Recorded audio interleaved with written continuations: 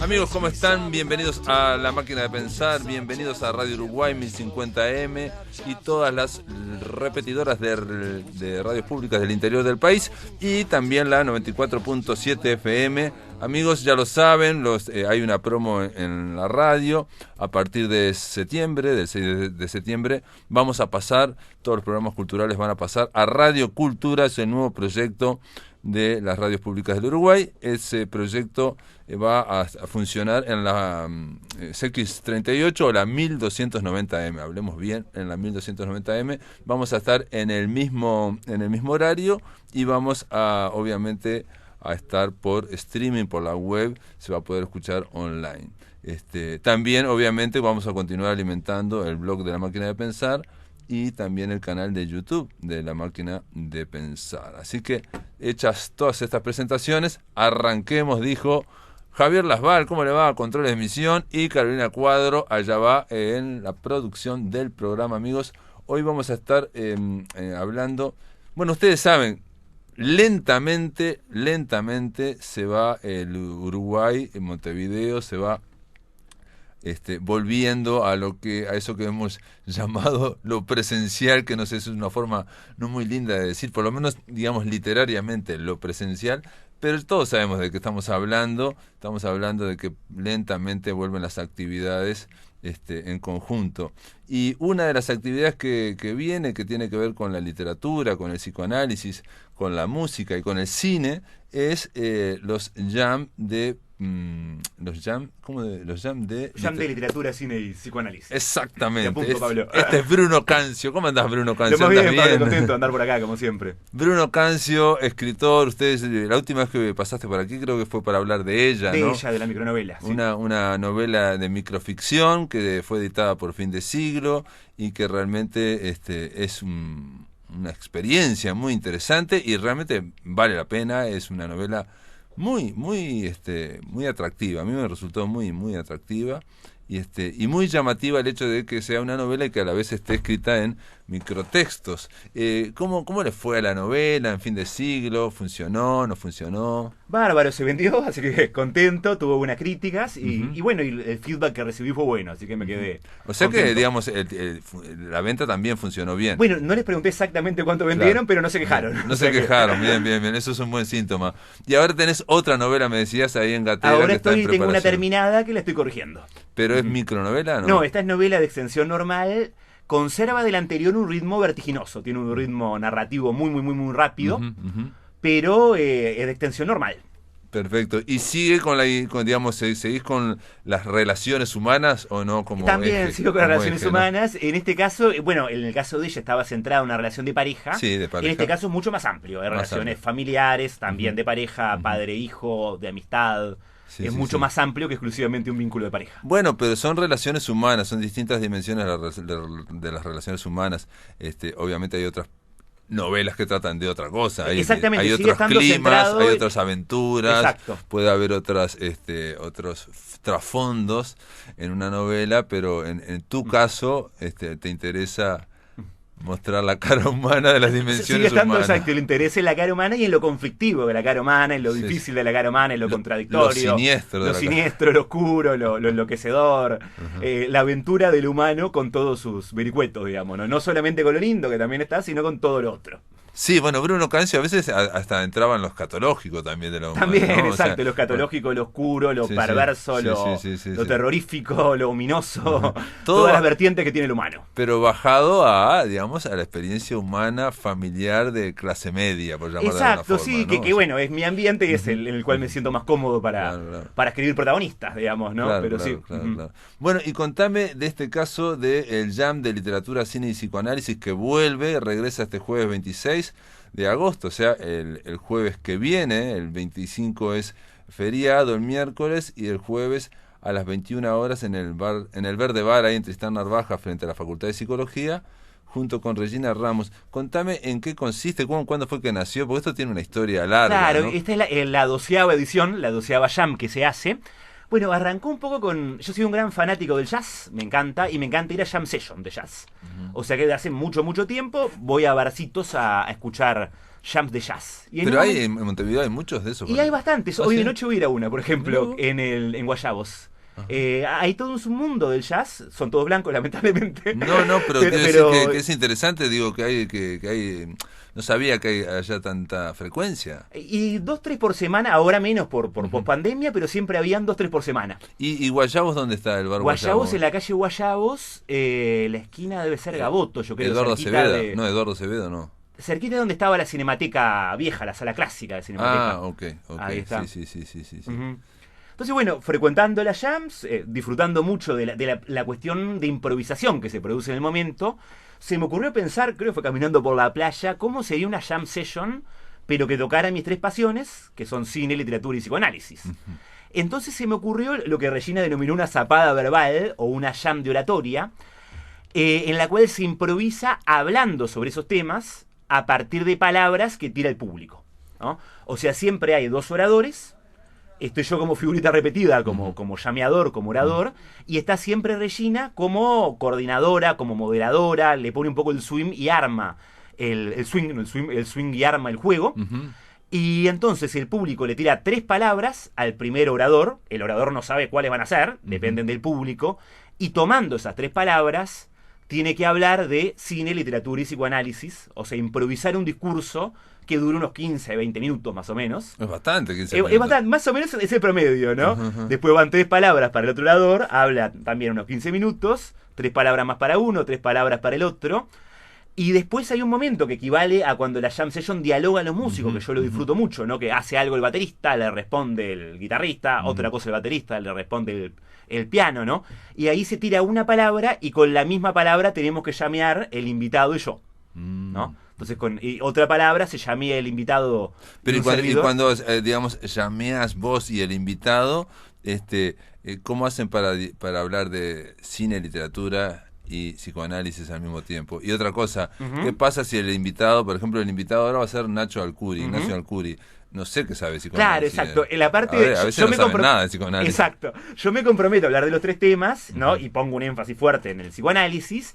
Y el invitado, que hasta ahora nunca ha sido psicoanalista, habla de su métier, ¿no? Entonces Nacho, Nacho, bueno, muy gracioso, como no es necesario ni decirlo, hace bromas con el psicoanálisis, joroba, pero obviamente no va a hablar de un aspecto teórico, ¿no? Han estado, yo que sé, Santiago Tabela, Fabián Muniz, el Hosky, Marcela Mata, cada uno va hablando de su especificidad, digamos, ¿no? Uh-huh. Y yo me comprometo a tocar los 3 temas. Miramos. Y en el caso, entonces, cuando hablamos de literatura, obviamente es muy amplia la palabra literatura. Quiero decirte que no es solo narrativa o no es solo poesía.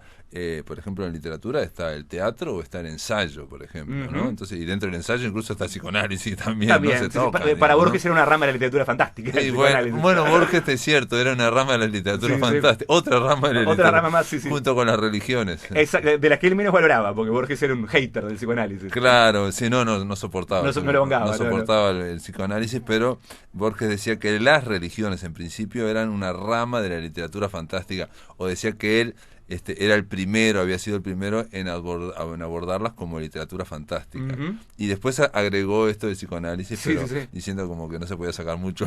Exacto, en un momento dice, una disciplina que trata de lo que la gente cree que soñó no puede ser científica, decía. Claro.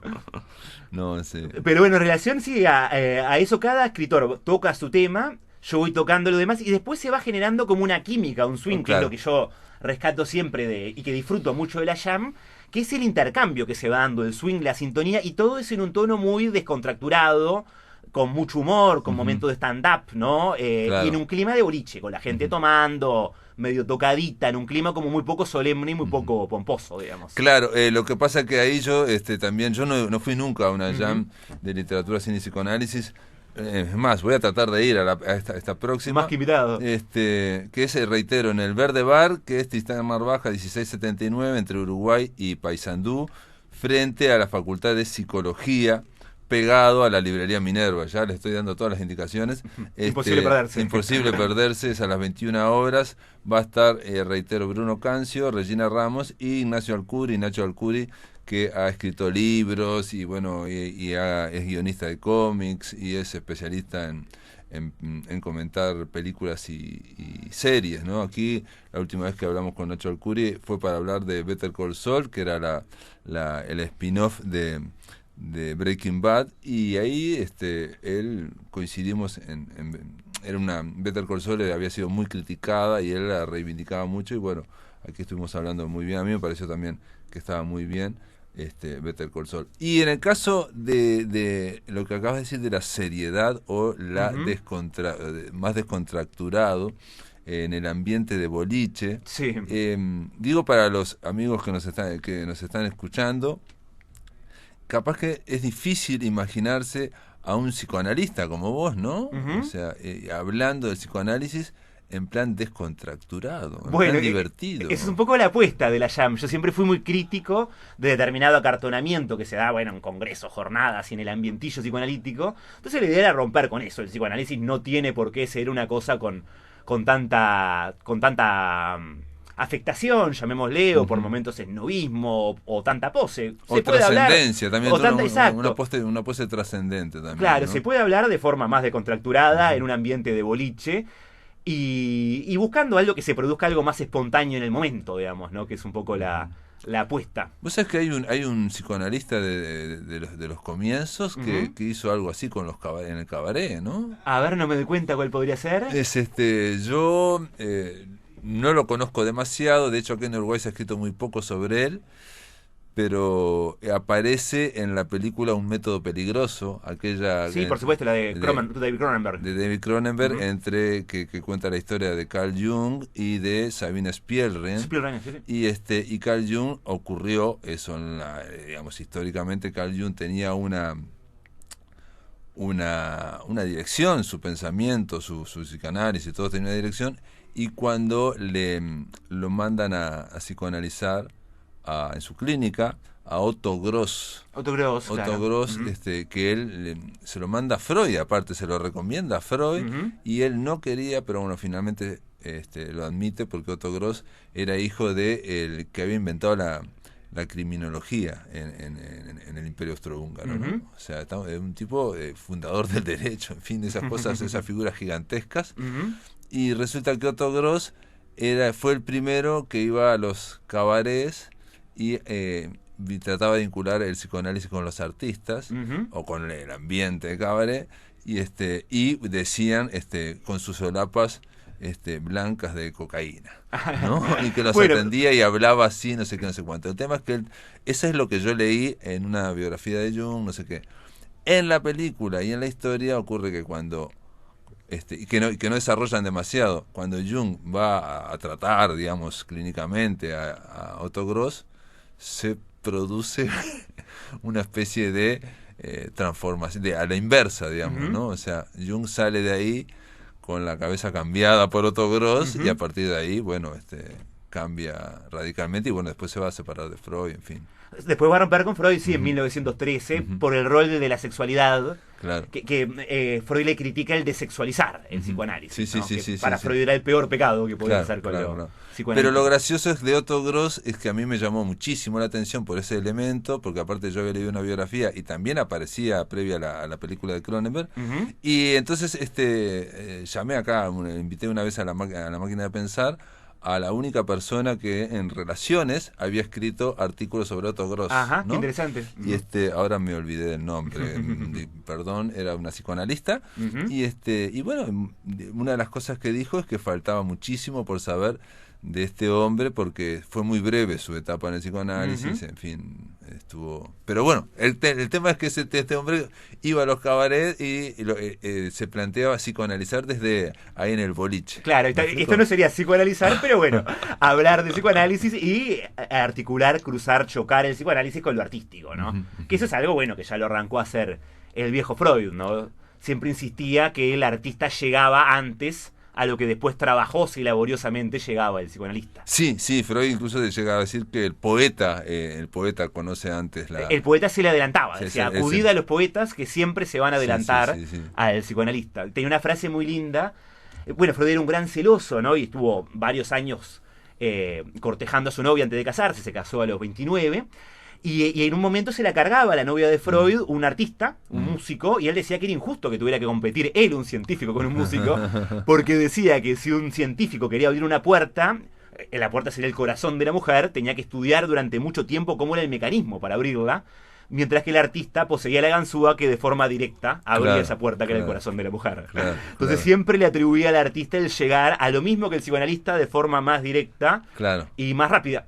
Sí, bueno, tenía esa gran visión, ¿no? O sea, de contemplar, digamos, ciertos límites del psicoanálisis y ver eso que no era inexplicable de la poesía, digamos, ¿no? Aprender del poeta, y lo hacía y se lo ve los textos, de Shakespeare, de... Claro, y sobre todo de la mitología griega, ¿no? Bueno, era un gran erudito en materia de mitología. Cuando hablamos de mitología griega, también estamos hablando de teatro griego, por ejemplo. Bueno, ¿no? sí, o sea, básicamente que también la tragedia de Sófocles casi que le sirve de mito fundacional a Freud. Después la remonta hasta el origen de la humanidad, ¿no? En un texto que se llama Totem y Tabú, la humanidad para él arrancaría con una versión del mito dípico de Sófocles. Y otra cosa que había tratado Freud es el humor también, ¿no? También tiene un libro precioso que se llama El chiste y su relación con lo inconsciente, de 1905, que está dedicado al humor, ¿sí? A cómo a través de lo que en alemán sería el Witz, o que se podría denominar como el chiste, otros lo traducen como la agudeza, se cancela temporalmente algo reprimido y aparece bajo la forma de chiste, ¿no? Y la cancelación de la represión es lo que produce el efecto placentero. Algo que teníamos reprimido en el momento del chiste deja de estarlo. Claro, es como es algo, digamos, una semilla de una angustia que en ese momento aparece. Algo inconciliable reprimido aparece, pero bajo la forma del chiste, no provocando angustia, sino placer. Digamos. Claro, se puede decir, o nos permitimos decirlo sin sin tener miedo. Sin que provoque angustia, que de otra forma le provocaría. Claro, sin provocar angustia frente a una posible agresión o lo que sea, o lo que fuere. Freud diría, claro, elementos que miedo. chocarían contra mandatos éticos y estéticos. Claro, contra cualquier miedo. Y aparte otra de las cosas que tiene el humor, que eso siempre lo decía el hebreo, que seguro que no lo inventó él, que lo leyó de otra parte, es que el humor sirve para en un mismo discurso conciliar los opuestos. Bueno, claro. Y y la razón, la mente lo admite, ¿no? Claro, O sea, bueno, Freud trabaja que lo que él denomina el sistema inconsciente no existiría la contradicción.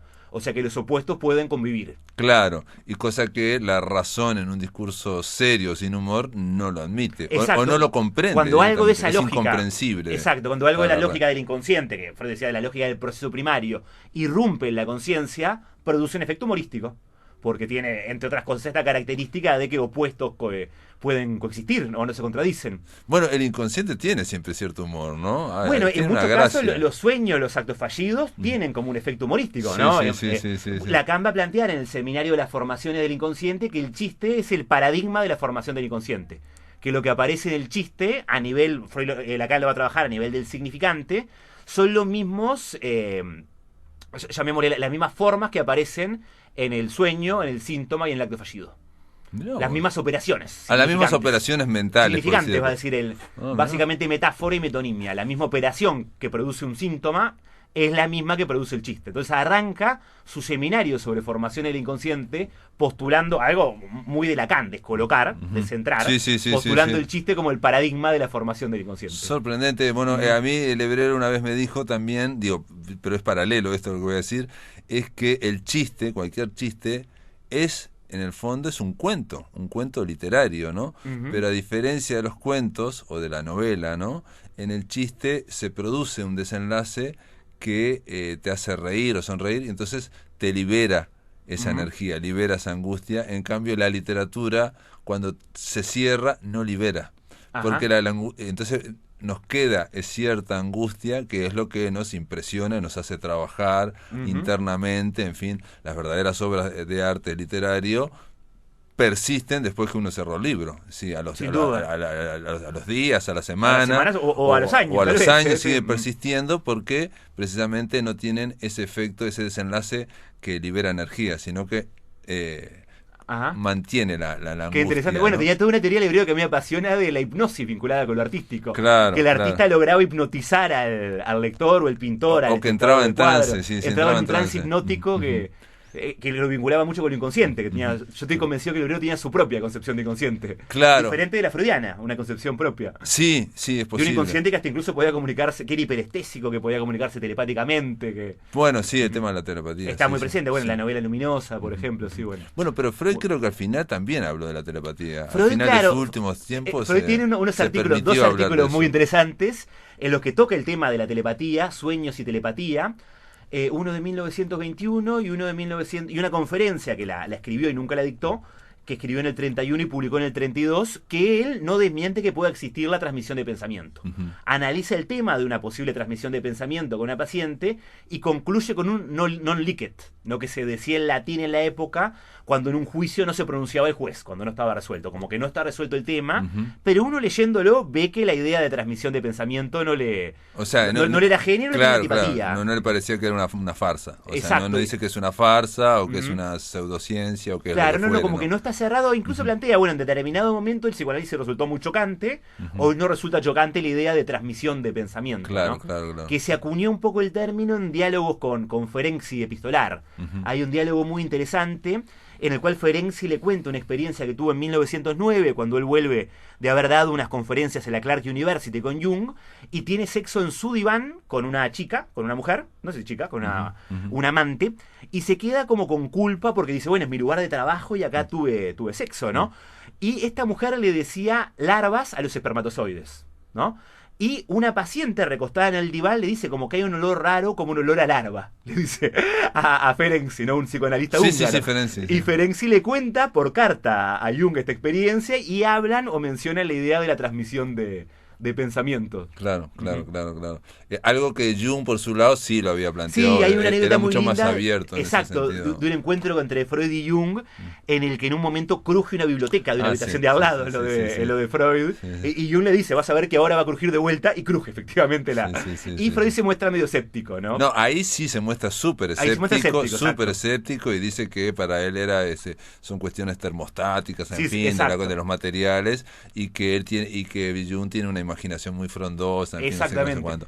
También es cierto que Jung cuenta, y esto para terminar, no nos vamos a ir, que a él lo impresionó mucho el momento en que, digamos, que Freud se le cae, digamos, como gran maestro y mentor, el momento en que Freud le dice, prométame, por favor, que siempre va a estar la sexualidad, va a ser lo que rige, ¿no? Lo que rige.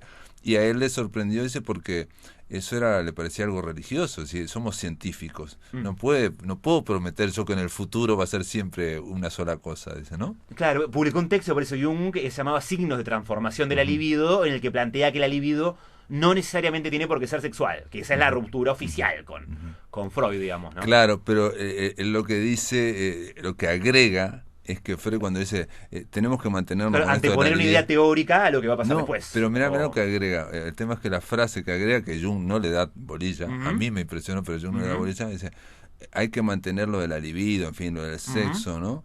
Porque si no nos puede tragar la marea la ola negra del esoterismo.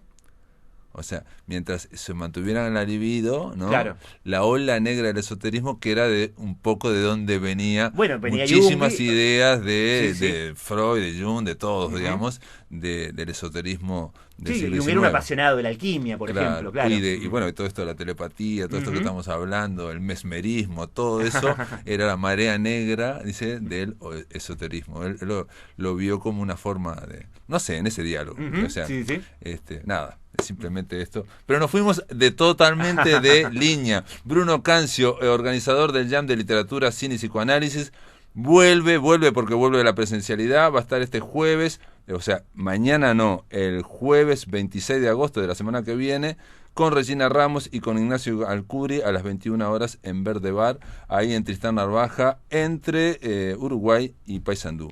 Bruno, gracias por estar en La Máquina de Pensar, y están todos invitados también, ¿no? Exacto, mil gracias a vos, Pablo, por el espacio. Un gusto, como siempre.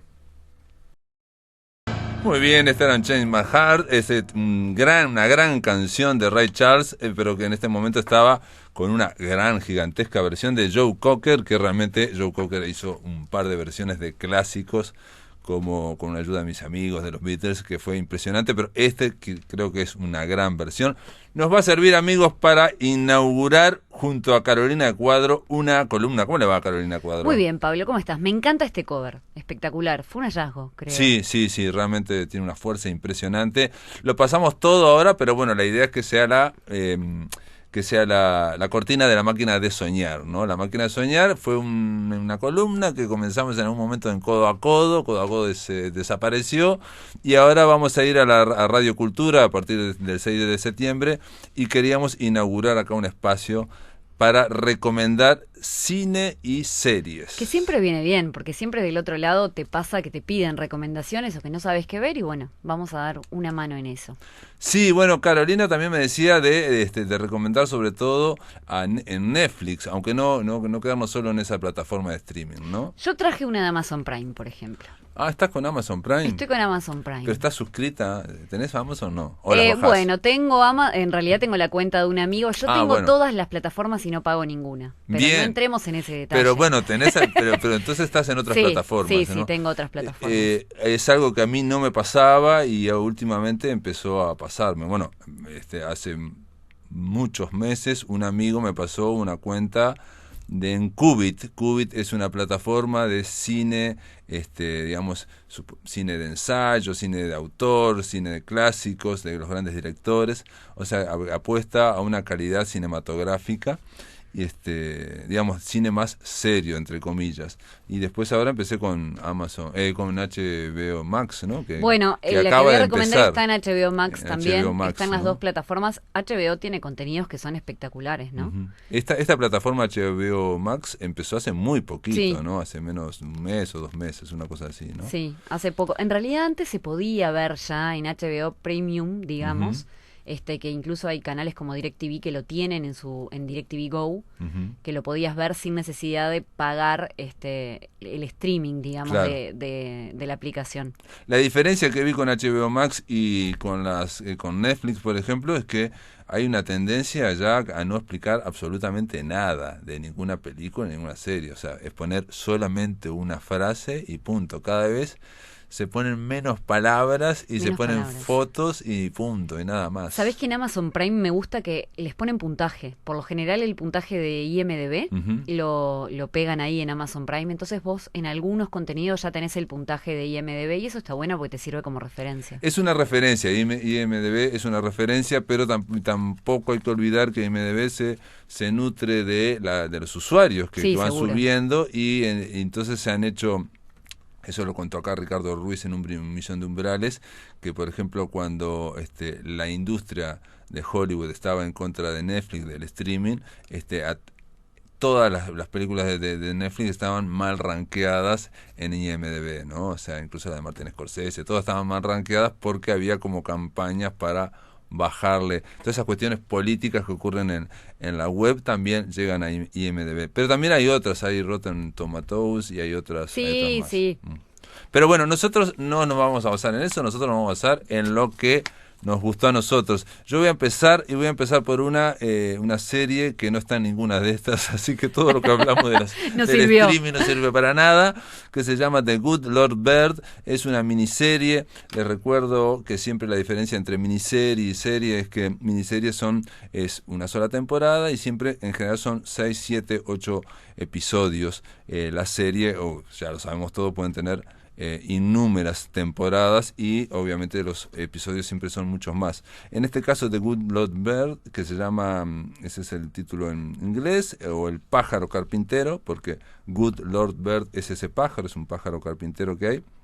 Es una miniserie de 7 episodios de 50 minutos, creada, dirigida, está en el guión y está en una gran actuación por Ethan Hawke. Ethan Hawke es y incluso está el hermano de Ethan Hawke. Ethan Hawke es un gran actor, cada vez me convenzo más que es un gran actor, es brillante. estuve viendo las otras de Ethan Hawke, no sé si las viste, aquellas No. de antes del amanecer, antes del Sí, atardecer, por antes supuesto. del Me en- anochecer. Antes de la medianoche. Sí, exacto. Sí, me encanta ese es esa Ethan saga. Hawke, ese Sí, es Ethan Hawke y es muy bueno. sí. Ha ido desarrollando su carrera, es brillante, tiene muy Esas tres buenas películas tienen guiones maravillosos. Para mí Sí. son de mis preferidas. Bueno, Pero hay gente que las mata, que las bueno, odia. esas tres películas, las dos últimas, tienen el guión de Ethan Hawke, Julie Maravilloso. Delpy, que es la otra actriz, y del director Richard Linklater, que realmente son tres películas muy lindas de ver, están muy Sí, bien. me encantan. Yo tenía prejuicio contra esas películas, porque había visto una vez un poquito una, y ahora las vi hace poco, vi las tres juntas, y están muy ¿Cuál te bien. gustó más de las tres? Y vos sabés que me gustó, digamos, en cuanto a agilidad, la última. La última. La última, obviamente, apuesta más a la agilidad. ¿Qué pasa? La primera La primera es maravillosa. apuesta a atención a dos personas que van hablando durante 90 minutos, ellas solas, y que son una pareja que se encuentran en un tren, y la apuesta es que ellos hablan, y prácticamente, obviamente, hablan con alguien que compra flores o con alguien no sé qué, pero la apuesta es brutal. Con ¿no? el entorno de París, ¿no? Con Que el tiene un entorno. plus. Sí, no, la primera no están en París. La primera no es que primera llegan a no París. Están en París. La segunda es la de La París. primera están en Austria, la segunda es en París y la tercera es en Grecia. Claro, ya la segunda, la misma fórmula no se podía que seguir, entonces le van agregando algunos personajes. Y en la tercera ya agregan Hay de una todo, familia, ya, ellos sí. ya tienen niños, en fin, y pasa más. Y el amor ya no está en color de rosa. ¡Fua! No, es impresionante. Pero igual la tercera tiene una pelea de este matrimonio, que al principio era un romance, que está brillantemente construida a través de una discusión en un hotel, ¿no? O sea, ellos van a tener una noche de sexo magnífica, no sé qué, se dice algo, empieza todo, y todo termina y se desliza a una gran discusión. Bueno, en The Good Lord Bird a mí me encantó primero porque es un western, segundo porque es muy parecida, digamos, la estética a Django, la película de Tarantino. ¿Y qué es lo que nos va a contar? Nos va a contar un hecho histórico. John Brown, yo no lo conocía, es un hecho histórico de un abolicionista, John Brown, que es prácticamente un tipo que lo presenta interpretado por Ethan Hawke, y él parece un loco que anda con la Biblia en la mano y con el Colt en la otra, y diciendo que en el nombre del Señor y en nombre de la Biblia, él dice que hay que liberar a los esclavos, que no se puede soportar más la esclavitud.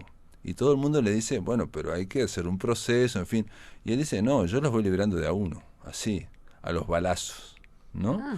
Entonces, lo que hace este hombre, y lo que me fascinó de toda la película, es, por un lado tenemos un discurso de la libertad, del tema político, hasta qué punto el ser humano tiene que soportar toda la injusticia en aras de un proceso que se va a ir dando de acumulación político, no sé qué, no sé cuánto, y que dice que no, esto es insoportable y esto solo se va a terminar con un gran baño de sangre, y yo lo voy a empezar. De armas tomar. Entonces este hombre lo que hace es, toda la serie está contada, y atención, la serie está basada en una novela. Esa novela ganó el National Book Award en el 2013, que es el premio más importante. Esa novela fue traducida al castellano y yo ya la tengo, la voy a leer porque quedé fascinado. ¿Qué es lo que hace este novelista y aprovecha la serie? Bueno, un personaje que es un muchacho negro, ¿no? Comienza la primera escena, aparece Ethan Hawke y lo reconocen como el abolicionista, está en el sur, y él dice que va a liberar tanto al peluquero, al barbero, como al chico que está ahí trabajando, ¿no? Sacan la pistola, empiezan los balazos para todos lados, al barbero, que era el papá de este chico, le vuelan la cabeza, y él agarra al chico y le dice, vamos, y escucha mal, la voz en off dice, él escuchó mal mi nombre, que mi nombre es Henry, él escuchó Henriette. Entonces se lleva al chico negro y lo viste de mujer, porque Henriette es Henrietta. Y a partir de ahí va vestido de mujer y dice: Henrietta, vos sos la más, te voy a cuidar siempre, vos sos no sé qué, no sé cuánto, a mi lado, Henrietta. Y entonces dice, a partir de ahí el chico va siempre vestido de mujer, y le van cambiando los vestidos de mujer. Por lo tanto, nos vemos a un héroe, aunque está cuestionado, John Brown, este abolicionista, que va contando desde un punto de vista de un chiquilín que va disfrazado de mujer. Que atención, los blancos no se dan cuenta, pero los negros cuando vienen le dicen: sí. ¿Qué haces vos disfrazado de mujer? ¿Por qué estás hablando? Y yo no se le puede contradecir a un blanco, en fin, no sé qué. Y entonces lo que ocurre es que todo el discurso de John Brown, que vamos a ver una y otra vez, que está muy bien dicho, ¿no?, en cuanto a los valores, es salvo el tema de que está loco, ¿no? Claro. Está loco y la chica, que es el chico, le dice, el John Brown es brillante, salvo que está loco, ¿no? Todos los héroes se supone que tienen un poco de locura, exactamente, ¿no? Bueno, y resulta que John Brown hasta el día de hoy es cuestionado como héroe en Estados Unidos, porque lo que hizo fue, atención, obviamente te muestran en Nueva York que todo el movimiento abolicionista, incluso había líderes negros y había diarios escritos por afroamericanos, o sea, había un movimiento muy fuerte político que le decían a John Brown: hay que achicar un poco, que esto vamos a ir progresando. En un momento él dice: no, yo voy a ir a Harper's Ferry, que es una laguna, ¿no? Un arroyo, una laguna que hay en West Virginia, ¿no?, en Virginia Occidental.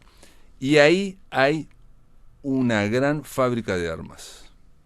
Y lo que voy a hacer, yo voy a tomar esa fábrica de armas y voy a agarrar esos 10.000 fusiles y como está en el centro de grandes plantaciones de esclavos, voy a llamar a los esclavos y voy a repartir un fusil a cada uno. Ese es el plan. Y entonces lo miras y ¿con cuánta gente lo va a hacer? Y con 16 personas. y lo hizo. Él históricamente tomó la fábrica de armas, llamó a todos los negros de las plantaciones y no vino ninguno, porque todos se dieron cuenta que estaba loco. Claro. O sea, todos, ¿no? Incluso me hizo acordar en un momento, y esto, atención, capaz que es una idea mía, me hizo acordar al Che Guevara en Bolivia, cuando con un grupo de 16 guerrilleros va recorriendo Bolivia, pensando que los campesinos se les van a unir y va a ser una gran revolución, y no se le une nadie. Y bueno, lo que ocurrió fue eso en Harper Ferry, y bueno, lo que hace el ejército de Estados Unidos cuando se da cuenta de eso, manda al ejército y lo rodean, y bueno, toda esa serie es brillante, me encantó. Las actuaciones están no solamente de Ethan Hawke, sino de este niño, muchachito negro, es impresionante lo bien que trabaja, y bueno, todos ven como lo aman a John Brown, a pesar de que John Brown viene a ser como una especie de Quijote, ¿viste? El Quijote de la Mancha. Todos podemos decir qué bien que habla, qué bueno los ideales, pero también podemos decir pero está loco, pero, ¿no? está loco y es gracioso, y aquí ocurre esa mezcla, como ocurre con Django sin cadenas de Quentin Tarantino, donde vemos el western, vemos los balazos, pero a la vez vemos que hay como un humor negro, ¿no? Claro. ¿Dónde la podemos ver? Bien, hay que bajarla, hay que buscarla en internet, hay que buscarla en los lugares donde hay de reproducción, digamos, de películas, ¿no? Bien, perfecto. ¿Y es una temporada? Son 7 episodios de 50 pies. O sea, se termina, comienza y otro detalle es que cada episodio tiene música de rock, o sea, que va en contra de la época, ¿no? Lo que le pega, que es lo mismo que hizo Django sin cadenas, lo que hizo Tarantino en Django sin cadenas. La otra serie que voy a recomendar es The Deuce, o The Deuce, le llaman ellos. Esta sí es una serie, tiene 3 temporadas y tiene 25 episodios. Esta está en HBO Max y a mí me impresionó, me pareció muy, pero muy buena. Transcurre en The Deuce, ellos les dicen The Deuce, de Deuce, ¿no? Deuce. Pero The Deuce es una calle que hay entre, a ver, ¿dónde es que está? Es un pequeño tramo de Times Square en Nueva York, entre la 7ª y la 8ª avenida, ¿no? Era conocida como The Deuce y era el nombre, era el lugar donde estaban las prostitutas en la calle.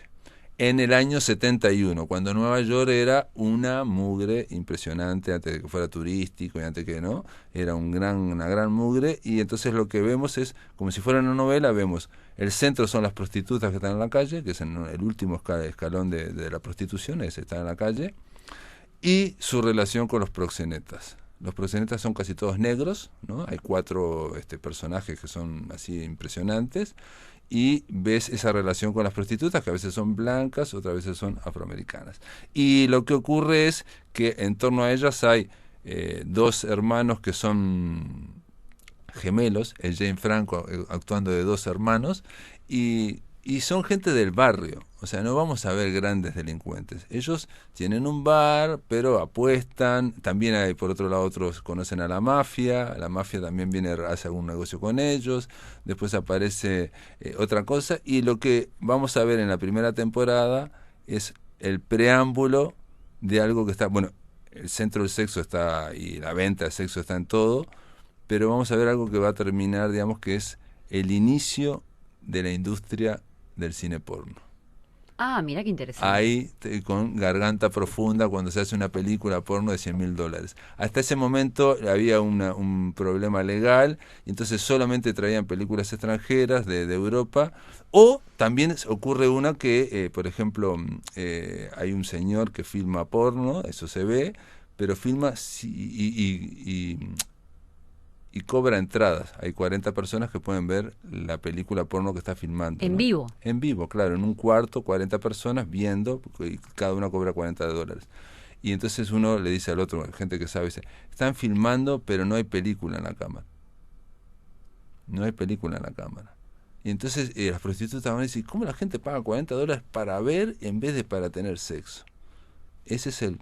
Y bueno, Maggie Gyllenhaal, que es la prostituta más importante, que es gran actriz, va a ser una de las que se dé cuenta que la industria del cine porno le va a permitir salir de la prostitución, y va a terminar siendo actriz de cine porno, directora de cine porno, en fin, los inicios. Y yo te comentaba, y le comentaba a Daina Rodríguez y a todo esto, que una de las cosas que me sorprendió de Dus es que se ven falos, se ven penes, se ven desnudos integrales masculinos, que generalmente eso se tapa, no sé por qué, pero cuando es necesario, y aquí es necesario para ver esa relación entre cliente y prostitutas. Todo esto que digo puede ser un asunto no muy interesante o no muy lindo de ver. Lo que hay aquí es un gran, como si fuera un gran informativo, un gran fresco social, un gran panorama de lo que ocurre en ese barrio bajo, sin... bueno, obviamente está la policía, hay policías corruptos, hay periodistas. En la serie varias mujeres, una periodista y una universitaria, se hacen la misma pregunta: ¿cómo ellas pueden soportar a los proxenetas?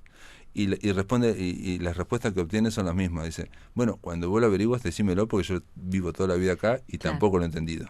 Y después otra prostituta le dice, no, dice, lo que pasa es que a vos tu papá te pagaba los estudios y ahora te viniste, ¿no? Entonces no te lo paga más, y dice, bueno, los hombres siempre hacen eso, dice. Lo que pasa es que los proxenetas son más honestos.